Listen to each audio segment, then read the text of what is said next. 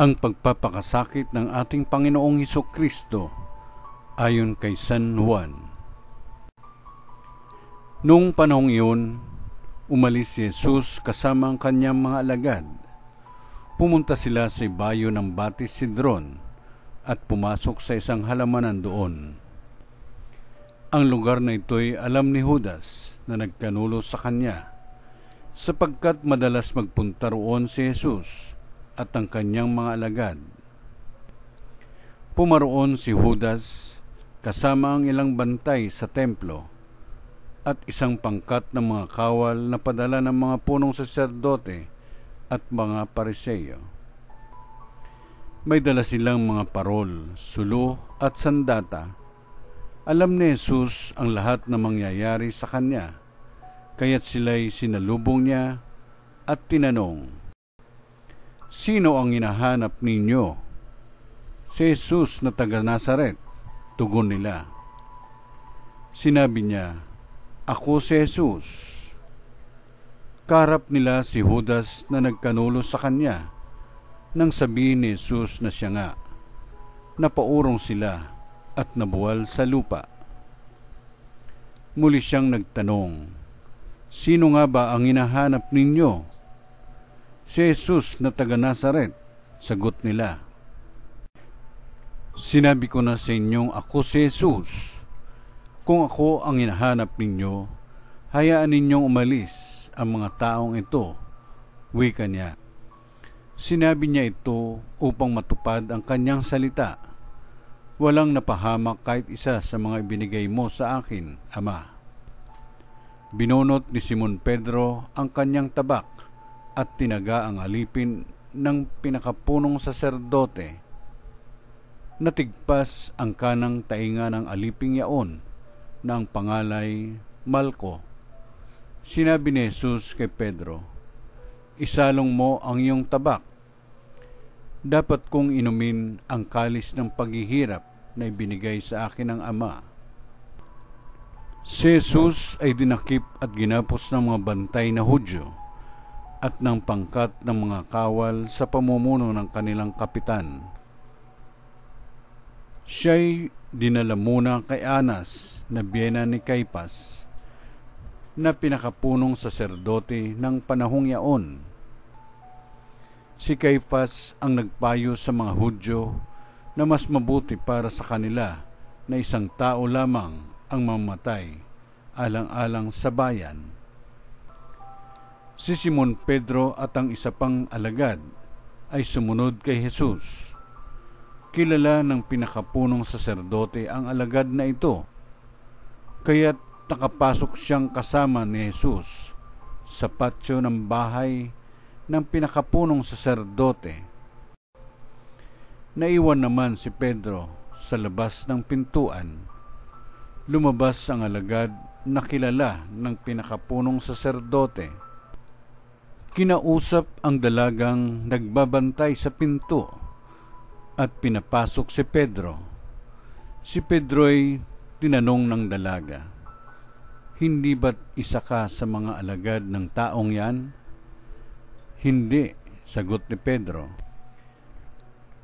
Maginaw noon, kaya't nagpabaga ng uling ang mga alipin at mga bantay at tumayo sa paligid ng siga upang magpainit. Nakihalo si Pedro at nagpainit din. Si Jesus ay tinanong ng pinakapunong saserdote tungkol sa kanyang mga alagad at sa kanyang itinuturo. Sumagot si Jesus, "Hayagan akong nagsasalita sa madla. Lagi akong nagtuturo sa mga sinagoga at sa templo ng mga Hudyo. Wala akong sinabing palihim. Bakit ako ang tinatanong ninyo? Ang tanongin ninyo'y ang mga nakarinig sa akin. Alam nila kung ano ang sinasabi ko." Pagkasabi nito, siya'y sinampal ng isa sa mga bantay na naroroon. "Bakit mo sinasagot ng ganyan ang pinakapunong saserdote?" tanong niya. Sinagot siya ni Jesus, "Kung nagsalita ako ng masama, patunayan mo. Ngunit kung mabuti ang sinabi ko, bakit mo ako sinampal? Si Jesus na nakagapos pa noon ay pinadala ni Anas kay Caifás, ang pinakapunong saserdote. Samantala, naroon pa rin si Simon Pedro at nagpapainit. Siya'y tinanong nila, "Hindi ba't alagad ka rin ng taong yan?" "Hindi," sagot ni Pedro. Tinanong naman siya ng isa sa mga alipin ng pinakapunong saserdote, kamag-anak ng lalaking tinigpasan niya ng tainga. "Hindi ba ikaw ang nakita kong kasama ni Jesus sa halamanan?" Muling itinatwa ito ni Pedro. Siya namang pagtilaok ng manok. Mula sa bahay ni Caifás, si Jesus ay dinala nila sa palasyo ng gobernador. Umaga na noon. Hindi pumasok ang mga Hudyo sa palasyo ng gobernador upang sila'y huwag maituring na di karapat-dapat kumain ng hapunang Pampaskwa. Kaya't sa labas sila tinanggap ni Pilato at tinanong, "Ano ang sakdal ninyo laban sa taong ito?" Sumagot sila, "Kung hindi po siya gumawa ng masama, hindi namin siya dadalhin sa inyo." Sinabi sa kanila ni Pilato, "Dalhin ninyo siya at hatulan ayon sa inyong kautusan." Sumagot ang mga Hudyo, "Wala po kaming kapangyarihang humatol ng kamatayan kanino man." Nangyari ito upang matupad ang sinabi ni Jesus tungkol sa paraan ng kanyang pagkamatay. Si Pilato'y pumasok uli sa palasyo at tinawag si Jesus. "Ikaw ba ang hari ng mga Hudyo?" tanong niya. Sumagot si Jesus, "Yan ba'y galing sa inyong sariling isipan o may nagsabi sa inyo?" "Ako ba'y Hudyo?" tanong ni Pilato. "Ang mga kababayan mo at ang mga punong saserdote ang nagdala sa iyo rito. Ano ba ang ginawa mo?" Sumagot si Jesus, "Ang kaharian ko'y hindi sa sanlibutang ito. Kung sa sanlibutang ito ang aking kaharian, ipinakipaglaban sana ako ng aking mga tauhan at hindi nakipagkanulo sa mga Hudyo. Ngunit hindi sa sanlibutang ito ang aking kaharian. Kung gayon, isa kang hari," sabi ni Pilato. Sumagot si Jesus, "Kayo na ang nagsasabing ako'y hari. Ito ang dahilan kung bakit ako ipinanganak at naparito sa sanlibutan, upang magsalita tungkol sa katotohanan. Nakikinig sa aking tinig ang sinumang nasa katotohanan." "Ano ba ang katotohanan?" tanong ni Pilato. Pagkasabi nito, muling lumabas si Pilato at sinabi sa mga Hudyo, "Wala akong makitang kasalanan sa taong ito, ngunit ayon sa inyong kaugalian, dapat ako magpalaya ng isang bilanggo kung araw ng Paskwa. Ibig ba ninyong palayain ko ang hari ng mga Hudyo?" "Hindi," sigaw nila. "Huwag siya, kundi si Barabas. Si Barabas ay isang tulisan." Kaya't ipinakuha ni Pilato si Jesus at ipinahagupit. Ang mga kawal ay kumuha ng halamang matinik, ginawang korona at ipinutong kay Jesus. At sinutan siya ng balabal na purpura. Isa't isa'y lumalapit sa kanya at ang wika, "Mabuhay ang hari ng mga Hudyo," at siya'y pinagsasampal. Lumabas uli si Pilato at sinabi sa kanila, "Ihaharap ko siya sa inyo upang malaman ninyo na wala akong makitang kasalanan niya." At inilabas si Jesus na may koronang tinik at balabal na purpura. Sinabi sa kanila ni Pilato, Narito ang tao. Pagkakita sa kanya ng mga punong saserdote at ng mga bantay, sila'y sumigaw, "Ipako siya sa krus! Ipako sa krus!" Sinabi ni Pilato, "Kunin ninyo siya at kayo ang magpako sa kanya. Wala akong makitang kasalanan niya." Sumagot ang mga Hudyo, "Ayon sa aming kautusay, nararapat siyang mamatay sapagkat siya'y nagpapanggap na anak ng Diyos." Lalong natakot si Pilato nang marinig ang mga pananalitang ito. Muli siyang pumasok sa palasyo at tinanong si Jesus, "Taga saan ka ba?" Subalit hindi tumugon si Jesus. "Ayaw mo bang makipag-usap sa akin?" ani Pilato. "Hindi mo ba alam na maaari kitang palayain o ipapako sa krus?"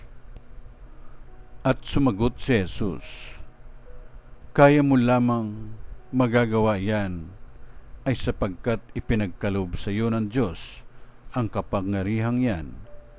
Kaya mas mabigat ang kasalanan na nagdala sa akin dito." Nang marinig ito ni Pilato, lalo niyang hinangad na palayain si Jesus. Ngunit nagsigawan ang mga tao, "Kapag pinalaya mo ang taong yan, hindi ka kaibigan ni Cesar. Sino mang nagpapanggap na hari ay kalaban ng Cesar." Pagkarinig ni Pilato sa pangungusap na ito, inilabas niya si Jesus at siya'y lumuklok sa hukuman sa dakong tinatawag na ang plataporma, Gabata sa wikang Hebreo. Araw noon ng paghahanda sa Paskwa at mag-iikalabindalawa na ng tanghali. Sinabi ni Pilato sa mga Hudyo, "Narito ang inyong hari." Sumigaw sila, "Patayin siya! Patayin! Ipako sa krus!"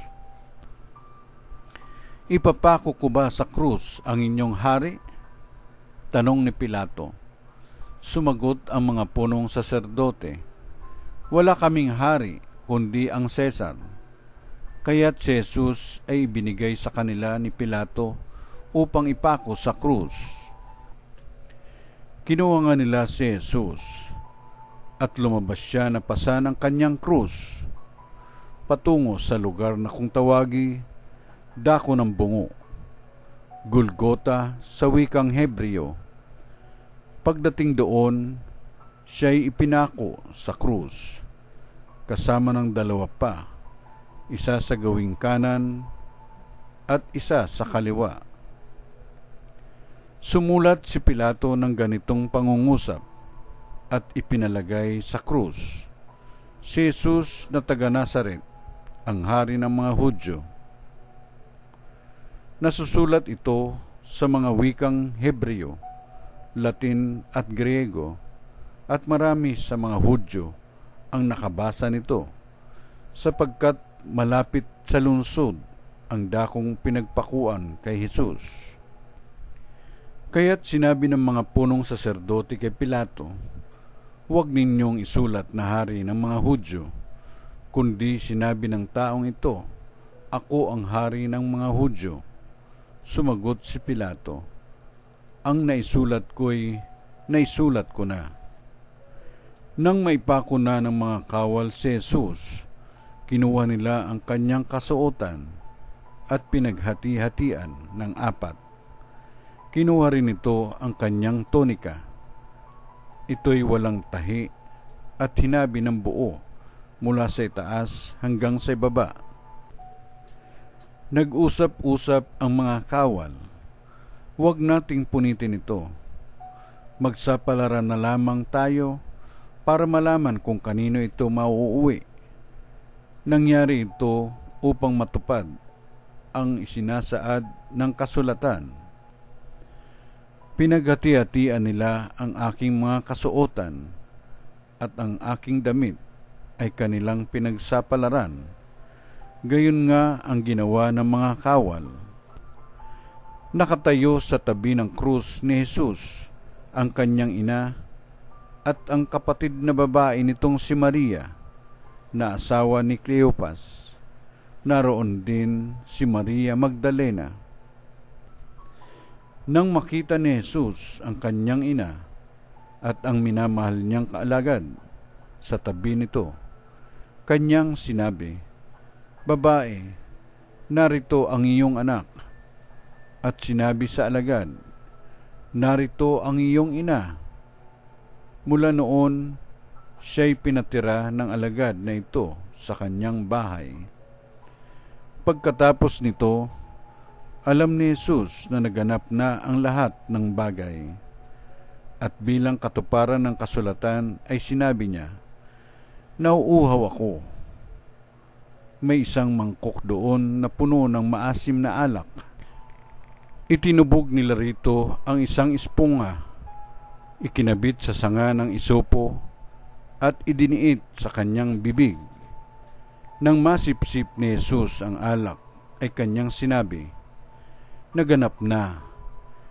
Iniyukayok niya ang kanyang ulo at nalagot ang kanyang hininga.